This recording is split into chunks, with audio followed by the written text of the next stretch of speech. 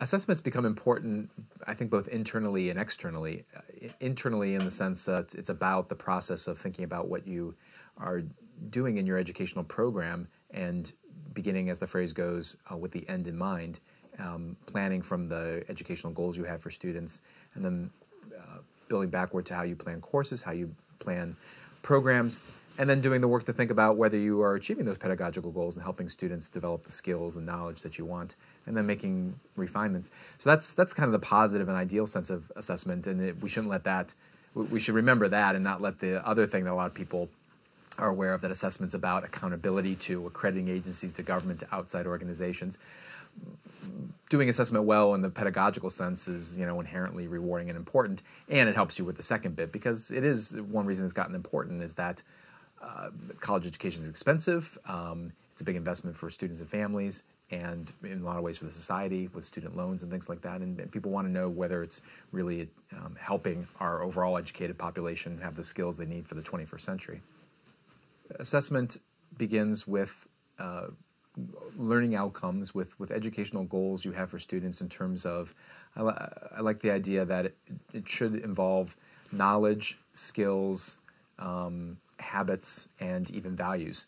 So an example that we'll be talking about with the first year seminar, it's knowledge of the particular area that the students are studying is something that's important, but even more so, that program is emphasizing skills of writing and public speaking, but also some habits and values of what it is to be an educated, responsible person in a college setting, to take responsibility for your learning, to participate in seminar discussion and things like that. So you begin with your goals in mind. I guess that's the first step.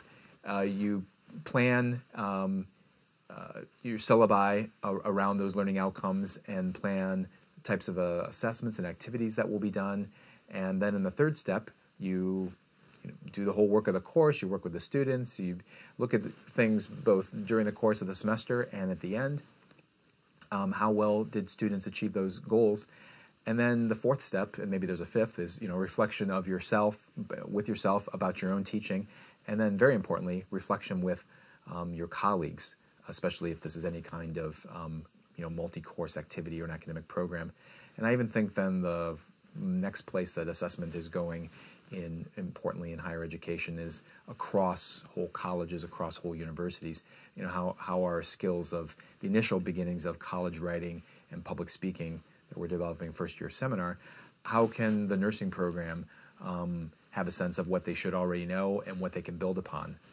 One thing I like about the first year seminar was it was very vision driven, starting with Dean Carey and a lot of faculty thinking about what would be involved in giving students a serious and exciting introduction to college level work. So over a period of a year, a lot of faculty shared ideas and brainstormed and worked on revamping our first year experience so that in addition to featuring a course on critical thinking, featured this first year seminar into which we reappropriated what we were doing in a college English writing course and in a communications and in a small info literacy course, and try to put those skills in practice in seminar style courses taught by full-time faculty on exciting topics that they loved. And so that vision informed our work on assessment, and that assessment wasn't okay, do they check off certain boxes that they did X, Y, and Z, but the tricky work of how do you assess that we really achieve that high vision of an exciting, engaging course that pushed students to do their best work. We took some inspiration from other first-year experiences and first-year seminar programs, but also from one of the faculty on the assessment committee was someone who had gone to a Great Books program, and all his college or master's level work actually was intense seminar style around great texts. And while that's not that's more ambitious than we're doing for the first year seminar, we wanted to bring that spirit into it, and it came down into, as we were thinking about outcomes, that one of the main four for the course is that students take responsibility for their learning and engage with other students in seminar-style participation.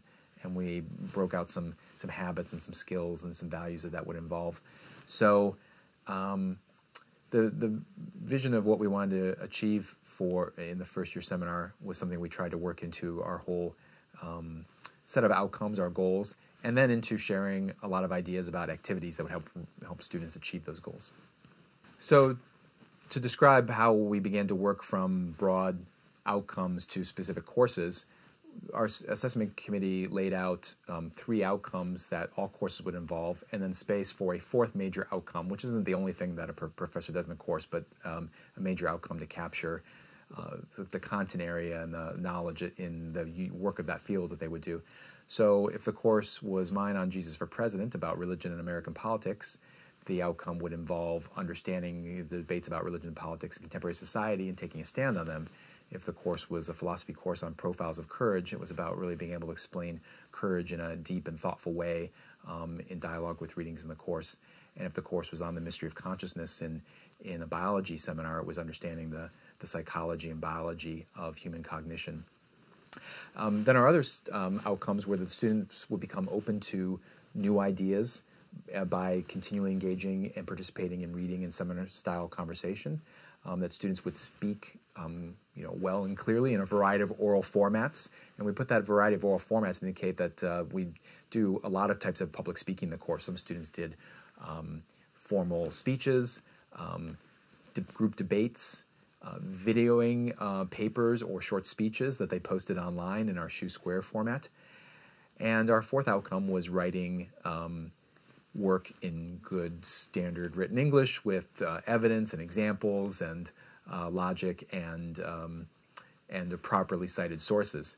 So the way we began to achieve that was realize that there needed to be some research work in this course, and we partnered with the library to put some of their resources online for students.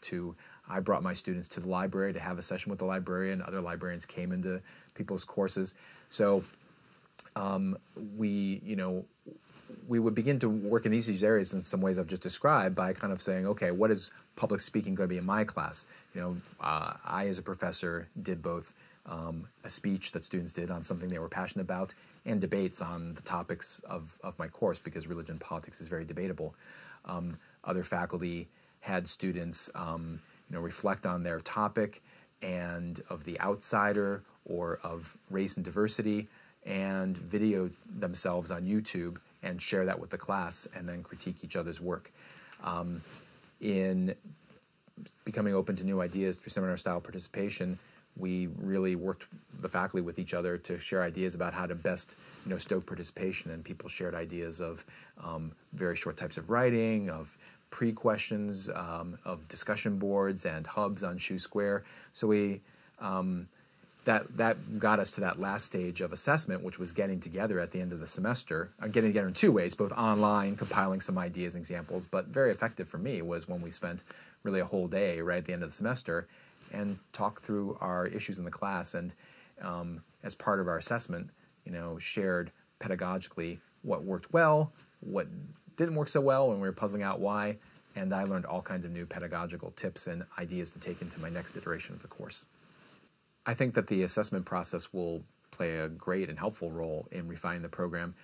I think, assessment is about gathering some data, both hard and soft data, numbers of how students did on different types of the outcomes. We have a way of thinking, sort of modulating some graded work, major work in the course into, a sense of kind of from poor to excellent, how students did in the class.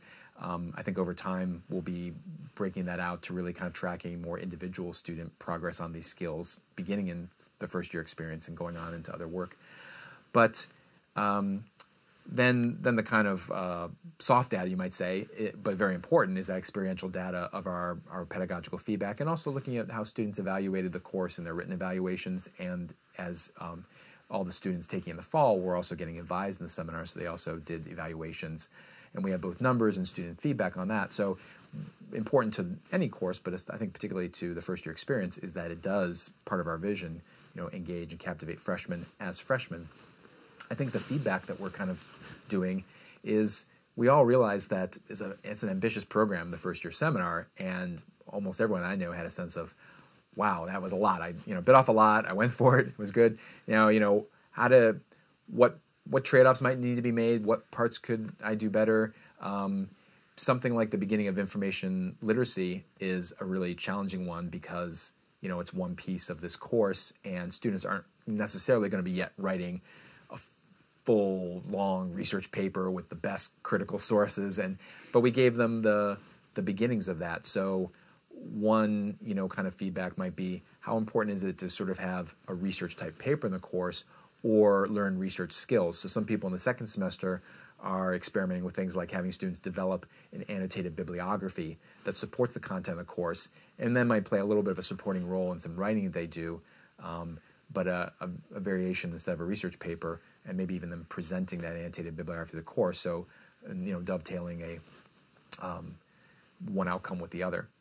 I think that another way we're using the assessment to refine and improve the seminar is realizing what kinds of resources faculty need, because in this program, faculty come from all the disciplines. Two of the important outcomes, or three of them really, have been very importantly the kind of traditional domain of English faculty. So English faculty can really be helpful to the rest of the faculty, just as the librarians have been on InfoLit, with helping their fellow faculty on ways to teach public speaking and writing of all levels. Then we as a university can take an additional step of how can we kind of create some time and support for ourselves to do that well. So, for instance, one of our associate deans has created received a grant, or helped write a grant, which Sacred Heart received, and will now be working over the next couple summers in a more sustained way on how we support those learning outcomes and how we develop some pedagogical initiatives so that we can, refine and improve the pedagogy that goes into the next waves of the first-year seminar. The final thought I have is that one thing the first-year seminar and assessment have taught me is the value of collaboration and the enjoyment of collaboration. I think people really like to work together. That's one reason we're in a university. And there's a lot of things, though, that are pressure on your time that sometimes teachers and students feel kind of hunkered down in their individual courses.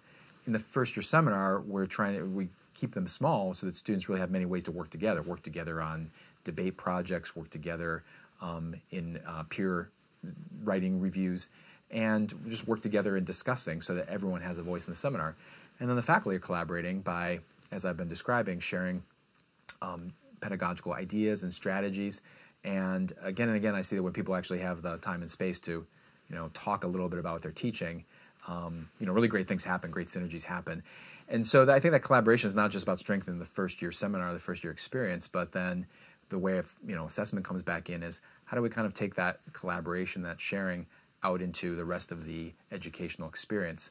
So I think if faculty think about it in just their own terms, something that they've learned that they've done in freshman seminar that was new to them, like working really on revising writing or a certain kind of public speaking format. Like I've never had my students give speeches before. I've had them do some debates. That might be an activity I say, like, I could try that in this elective course, or I could try this on this intro course that I do. In the same way, faculty might take these ideas that come out of individual course programs like First Year Seminar and the Art of Thinking and help their colleagues elsewhere take them out into their areas and domains.